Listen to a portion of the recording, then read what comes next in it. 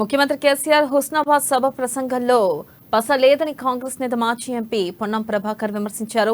గౌరవెల్లి ప్రాజెక్టును కుర్చీ వేసుకుని పూర్తి చేస్తానని 10 ఏళ్లు కాలయాపన చేసిన కేసీఆర్ మళ్లీ అధికారంలోకి వస్తే 6 నెలల్లో పూర్తి చేస్తానని అనడం హాస్యాస్పదంగా ఉందన్నారు. ఇక కాంగ్రెస్ గ్యారంటీలను విమర్శించిన బీఆర్ఎస్ నాయకులే నేడు ఆ పథకాలను కాపీ కొట్టి కాంగ్రెస్ కు బ్రాండ్ అంబాసిడర్లుగా మారారని విమర్శించారు. ఇక నిరుద్యోగ వృత్తి, ఖాళీగా ఉన్న ఉద్యోగాలను భర్తీ చేయకపోవడం బీఆర్ఎస్ ప్రభుత్వ వైఫల్యానికి నిదర్శనమన్నారు. 2018లో అమలు సాధ్యం కాని హామీలు ఇచ్చిన కేసీఆర్ మళ్లీ అదే తరహాలో మేనిఫెస్టో తయారు చేశారన్నారు.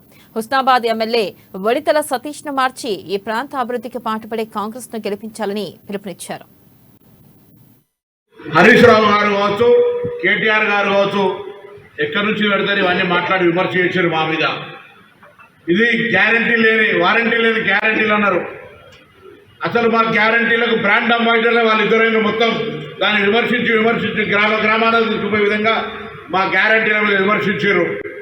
ఇవాళ అడుగుతా ఉన్నాం కేసీఆర్ను, పోయినసారి లాగానే అదే గ్యారంటీలకు సంబంధించి మీరు మళ్ళీ ఒక పథకం పేరు మార్చిందా, లేకపోతే పథకానికి ఇంకో రకంగా రంగు ఊసిరా, కానీ అదే గ్యారంటీలను మీరు మళ్ళీ ప్రకటించారు కదా, కొత్తదనం ఏముందని అడుగుతా ఉన్నాం.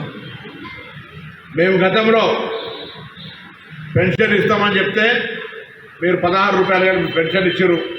ఇవాళ ఆనాడు మేము 1వ తారీఖు ఇచ్చేవాళ్ళం. మీరు ఇవాళ ఏ డేట్కి పెన్షన్ ఇస్తారో తెలియదు.